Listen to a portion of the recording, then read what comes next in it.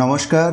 পশ্চিমবঙ্গের চাকরি প্রার্থীদের জন্য আজকের এই ভিডিওতে রয়েছে দুটি গুরুত্বপূর্ণ মেডিকেল রিক্রুটমেন্ট আপডেট। তার মধ্যে প্রথম আপডেটটি এসেছে পশ্চিমবঙ্গের অন্যতম গুরুত্বপূর্ণ কেন্দ্রীয় সরকারি মেডিকেল প্রতিষ্ঠান এইমস কল্যাণী থেকে, আর দ্বিতীয় বিজ্ঞপ্তিটি পশ্চিমবঙ্গ সরকারের অধীন একটি গুরুত্বপূর্ণ মেডিকেল কলেজ এর পক্ষ থেকে। তবে প্রথম আপডেটটিতে রয়েছে নূতন ঘোষণা। যারা আগে আবেদন করেছিলেন তাদের মধ্যে কারা ইন্টারভিউয়ের জন্য প্রভিশনালি এলিজিবল হয়েছেন এবং কবে কোথায় ইন্টারভিউ হবে সেই বিষয়ে প্রকাশ করা হয়েছে নতুন নোটিফিকেশন।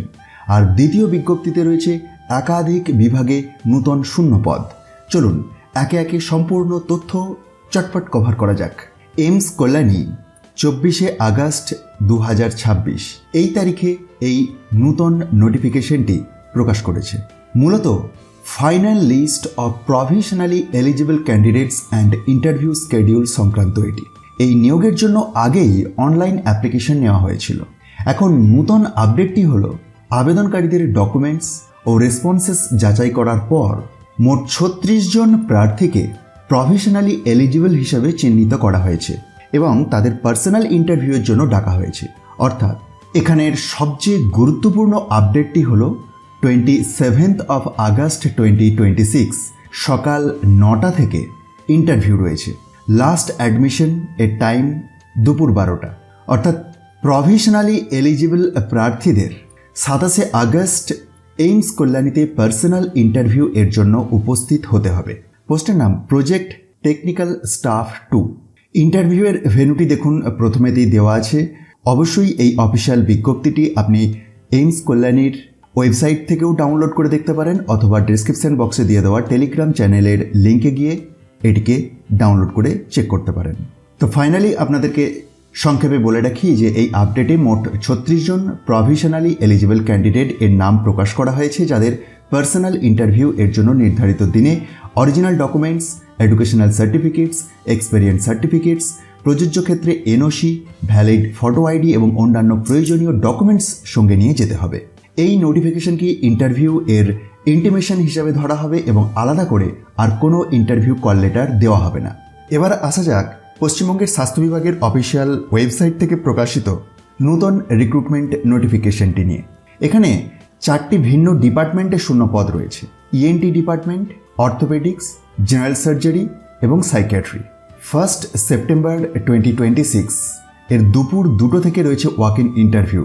অর্থাৎ ওয়াক ইন ইন্টারভিউ এর মাধ্যমে এই নির্বাচন প্রক্রিয়াটি সম্পন্ন হবে। প্রসঙ্গত জানিয়ে রাখি, বিজ্ঞপ্তিটি প্রকাশ করেছে government of West Bengal office of the principal, Malda medical college এর পক্ষ থেকে। যে পোস্টে নিয়োগ হচ্ছে সেটির জন্য এসেন্সিয়াল কোয়ালিফিকেশন হিসাবে লাগবে MBBS with PG degree or diploma or DNB from a recognized university. এছাড়াও ইন্টারভিউ এর সময়তে WBMC অথবা যে কোনো স্টেট কাউন্সিল এর ভ্যালিড রেজিস্ট্রেশন থাকতে হবে। সিলেক্টেড ক্যান্ডিডেটকে জয়নিংয়ের 2 মাসের মধ্যে WBMC রেজিস্ট্রেশন সম্পূর্ণ করতে হবে। Upper age limit 45 years. 1 September 2026 এর দুপুর 2টো থেকে ইন্টারভিউটি হলেও ডকুমেন্ট ভেরিফিকেশন এর জন্য টাইম দেওয়া হয়েছে সকাল 11টা থেকে দুপুর 12:30টার মধ্যে। ওয়াক ইন ইন্টারভিউ এর venue office of the principal, Malda medical college, English বাজার, মালদা। কয়েকটি গুরুত্বপূর্ণ তথ্য আপনাদের সাথে শেয়ার করে রাখি। এই সিনিয়র রেসিডেন্টের নিয়োগের টেনিওর হলো 1 বছর।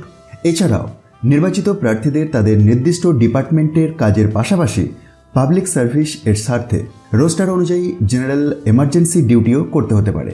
বিজ্ঞপ্তিতে আরও বলা হয়েছে মালদা মেডিকেল কলেজ এর প্রিন্সিপাল প্রয়োজনে এই অ্যাডভার্টাইজমেন্ট এর কোনো অংশ পরিবর্তন বা বাতিল করার অধিকার সংরক্ষণ করে।